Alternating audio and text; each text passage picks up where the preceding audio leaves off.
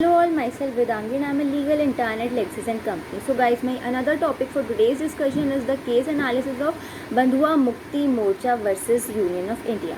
So basically the judgment of this case, it revolves around the bonded labor system which finds its roots from the inhuman terms of employment and how such conditional agreements made the poor laborers waive their inherent natural rights to a dignified life. The petitioner in this case was Bandhua Mukti Morcha and the respondents are the Union of India and others. Now talking about the facts of this case, so a letter was addressed to Justice P.N. Bhagwati by the petitioner stating the inhuman working conditions of the bonded labourers who belong to various states of this country in the stone quarries in Faridabad, Haryana. Now, what are the important provisions that were considered in this particular case? So, first of all, the Article 14 of the Indian Constitution that provides that the state shall not deny to any person equality before the law or the equal protection of the laws within the territory of India. Another provision is Article 21 that no person shall be deprived of his life and personal liberty except according to the procedure established by the law. Third is Article 23 Clause 1 which talks about the traffic in human beings and begar and other similar forms of forced labor are prohibited and any contravention of this provision shall be an offence punishable in the accordance with the law. And the another one is Article 32 which provides that the right to move to the Supreme Court by appropriate proceedings for the enforcement of the rights conferred by Part 3 is guaranteed and the Supreme Court shall have the power to issue directions or orders or writs including writs in the nature of habeas corpus, mandamus, prohibition quo warranto and certiorari whichever may be appropriate for the enforcement of any of the rights conferred in Part 3 of the Constitution. Now, what were the issues that were raised in this case? So, the first issue is that whether a letter addressed to a judge be treated as a writ petition or not, and whether bonded labor system is violative of Articles 14, 21 and 23 of the Indian Constitution or not. So, what was basically held in this case?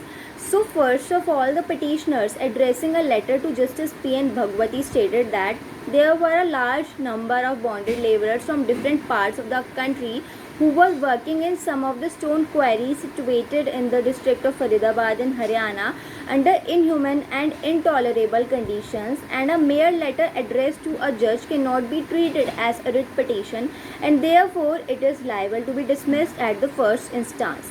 Even if a letter is treated as a writ petition, it fails on the merits as no fundamental rights of the petitioners are infringed in this case and the court is not empowered to constitute a commission. Even if such a commission is constituted, the findings and the conclusions arrived at by them will not be admissible as it would be mere ex parte statement and lack of cross-examination.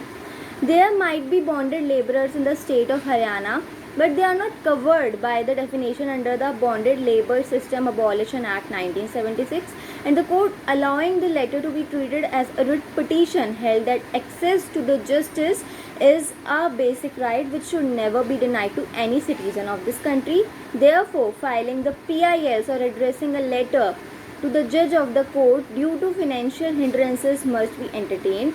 And widening the scope of such applications, the court also asks the high courts in the country to adopt such measures. Moving on to the merits of this case, so the court held that since the writ petition is filed to address the concerns of the larger public, the usual practice of admitting petitions only from aggrieved parties were relaxed, and hence the contention of respondents that the rights of the petitioners were not violated was outrightly rejected. The court further clarified that it has all the authority to do complete justice in any matter pending before it, and therefore it reserved all the authority to appoint a commission to inquire upon the matter.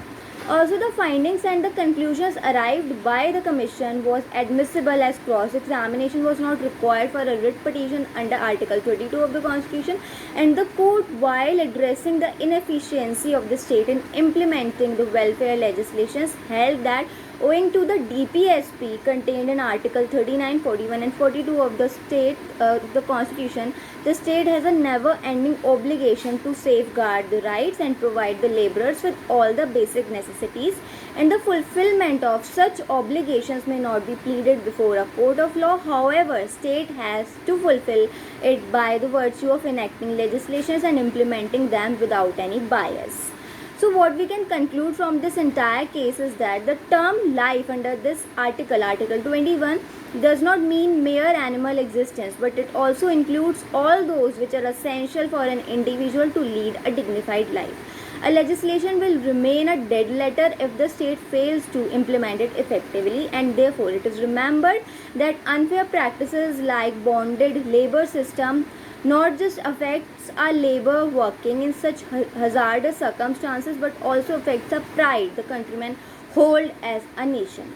So guys, that's all about my discussion on this entire case. I hope you all liked my video. If you guys have any doubt with regard to this video or to the previous one, then you can comment in the comment section. Also, don't forget to subscribe to our YouTube channel Let's Click. We will meet in the next video. Till then, bye.